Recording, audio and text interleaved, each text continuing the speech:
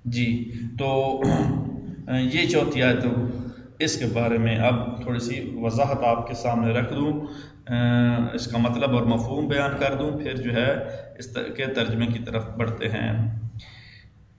Number 1 کہ اس آیت مجیدہ میں لا تاکلوا اموالکم کہا گیا ہے، جب یہ حکم نہیں کا آیا ہے تو پھر مطلق ہے، حرمت اور دلالت کرتا ہے، یعنی حرمت العقل، حرمت التصرفات، حرام ہے تصرفات، یہ حکم موجود ہے۔ اور جس پر نام باطل صدق کرے گا عرف میں، اس کو کھانا، تصرفات کرنا اس کے حرام ہے۔ ایک بات ہوگی۔ دوسری بات، ہم بہت ساری چیزیں ایسے دیکھتے ہیں کہ جن میں تصرفات جائز ہیں لیکن شریعت رخصت اور اجازت نہیں دیتی، لیکن تصرفات اس میں جائز ہیں۔ وہ کیا ہیں؟ مثلا ایک بات کہ کوئی سفر پہ جاتے ہوئے راستے میں کوئی کھجور کھڑے ہیں، کوئی فروٹ کھڑا ہے، اس کا ایک آدھ دانہ کو چکھ لیتا ہے مسافر تو وہ جائز ہے، جبکہ باطل کے زمرے میں تو وہ لوگ اس کو باطل بھی کہتے ہیں کہ یہ باطل ہے، باطل ہونے کے باوجود بھی کھانا جائز کیسا ہے۔ ایک بات، ایک مثال، اور دوسری مثال اسی طرح شفع جو اخذ کرنا ہے، یہ بھی ایک باطل کہا جاتا ہے۔ اخذ بالشفع، اگر کوئی خیار استعمال کرتا ہوا یہ کیسا ہے؟ اس کا جواب دیتے ہیں کہ نہیں، جو آپ نے سمجھا ہے وہ صحیح نہیں ہے۔ پہلی بات تو یہ ہے، پہلی مثال اور دوسری مثال میں کہ یہ باطل ہی نہیں ہے۔ کیوں؟ ان کو عرف باطل کے زمرے میں نہیں لاتا، باطل کی تعریف میں شامل ہی نہیں ہے۔ کیوں؟ کیونکہ شارع اجازت دیتا ہے اخذ کرنے کو ان دونوں کو، یکشف عن ثبوت حق کے ہی، ان کا حق ہے کہ وہ کھائیں، ان کا حق ہے کہ وہ لیں، یہ کوئی حکم شارع نہیں ہے کہ اس سے ہم باطل کو جدا کر رہے ہوں۔ ایک چیز، اور دوسرا کچھ ایسے بھی ہیں جن سے جو ہے وہ باطل کا آتا ہے لیکن جو ہے وہ شارع اس کو جواز نکالتا ہے کہ جائز ہے ان کا کھانا۔ وہ کیسے ہیں؟ اگر شارع جواز پر دلالت کرتا ہے، جواز فراہم کرتا ہے تو وہ ان چیزوں میں وہ یہ ہیں کہ عقود جائزہ جو بذات ہیں یا بالعارض ہیں، ان کو متعلق یہ ہے کہ ان میں بھی جواز ثابت کرتا ہے شارع، لیکن اس صورت میں جواز ثابت کرتا ہے جب وہ اس کو حق کے طور پر استعمال کرتے ہیں، جب اس کو حکم کے طور پر کریں گے تو پھر شاید باطل شمار ہوگا۔ بہرحال دونوں میں سمجھنے کی ضرورت ہے۔ پہلا بھی حق استعمال کرتا ہے، اس وجہ سے وہ باطل میں شامل ہی نہیں ہے، رخصت اور اس کو شارع اجازت دیتا ہے۔ دوسرا جو ہے اجازت دیتا ہے لیکن وہ حق کو استعمال کرتے ہوئے فسق کے لیے یا عقود جائزہ میں یا عین کے متعلق کوئی عیب نکل آیا ہے تو پھر عیوب جب نکل آئے کسی چیز میں ثمن اور مبی میں تو پھر اس کو واپس لوٹانا یہ حق ہوتا ہے اس فریقین کا۔ آئیں ترجمہ کرتے ہیں۔ وَمِنْهَا قَوْلُهُ تَعَالَى لَا تَأْكُلُوا أَمْوَالَكُمْ بَيْنَكُمْ بِالْبَاطِلِ دَلَّ عَلَى حُرْمَةِ الْعَقْلِ۔ ان استدلال میں سے جو 4 آیتیں ہیں ان میں سے چوتھی آیت یہ ہے کہ لا تأكلوا أموالكم بينكم بالباطل، باطل کے ساتھ، باطل مال کے ساتھ نہ کھاؤ، یعنی باطل مال کو نہ کھاؤ۔ یہ دلالت کرتا ہے کہ حرمت العقل، عقل کی حرمت جو ہے، یہ تصرفات کی جو حرمت ہے، بکل وجہ، ہر ایک کے لیے ہے، یسمى باطلا عرفا، عرف جسے باطل کہتا ہے۔ وہ مورد و ترخیص شارع، اور شارع کی ترخیص کا مورد لیس من الباطل، باطل میں سے نہیں ہے، اشارے جس کی اجازت دیتا ہے اس کا مورد یہ باطل میں سے نہیں ہے۔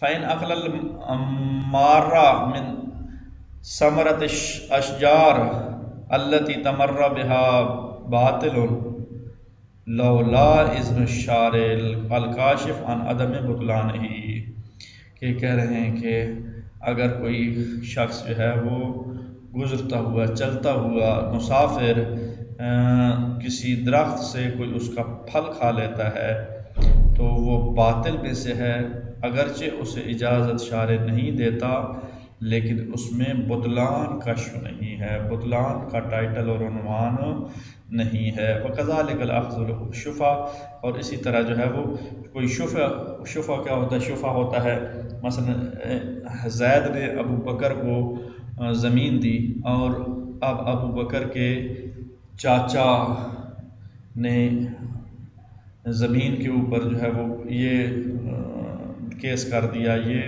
یہ کہ میرا حق زیادہ ہے اس زمین کو لینے کا، میں اس کا رشتہ دار ہوں جائیداد میں، یہ وہ، تو اسی طرح شفع جو ہے اس کو اخذ کرنے کا۔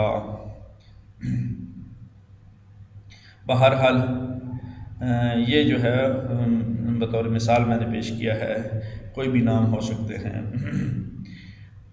شفع کو اخذ کرنا یہ باطل میں سے نہیں ہے بلکہ وہ اس کا جائیداد اور اس کا حصے دار ہے، شریک ہے، یہ خیار کو استعمال کرتے۔ فَإِنَّ رُخْصَةَ الشَّارِعِ فِي الْأَخْذِ بِهِمَا يَكْشِفُ عَنْ ثُبُوتِ حَقِّهِ، اور یہ بھی ذہن میں رہے کہ یہ جو دونوں اگر اخذ شفع ہو یا ثمرۃ الاشجار ہو، یعنی جو پھل کھاتا ہے مسافر، یہ دونوں جو ہے یہ اپنے حق کو ثابت کر رہے ہیں ذی الخیار کے لیے، والشفعۃ وما نحن فیہ من ھذا القبیل، اور شفع بھی اسی قبیل میں سے ہے۔ فإن أخذ المال الغیر، یہ غیر کا مال، وتملک من دون اذن صاحب بھی باطل عرفا، بس یہ بغیر اجازت کے اگر وہ مال کو اخذ کرتے ہیں اور ملکیت میں لیتے ہیں تو عرف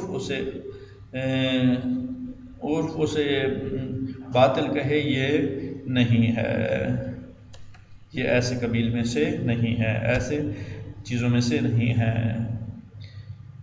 نعم لو دل شارع علی الجواز، اگر شارع اجازت دیتا ہے کسی چیز کے جائز ہونے پر تو وہ کما فی العقود الجائزہ، عقود جائزہ ہے جو ذات کے ساتھ ہوں یا عارض ہوں۔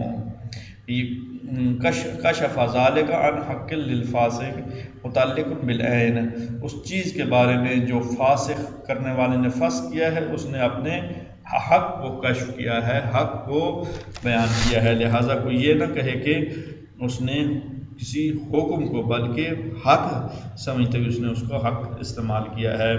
آج کے لیے اتنا ہی کافی، انشاءاللہ اگلے سبق میں ملاقات ہوگی۔ اللہ نگہبان، خدا حافظ۔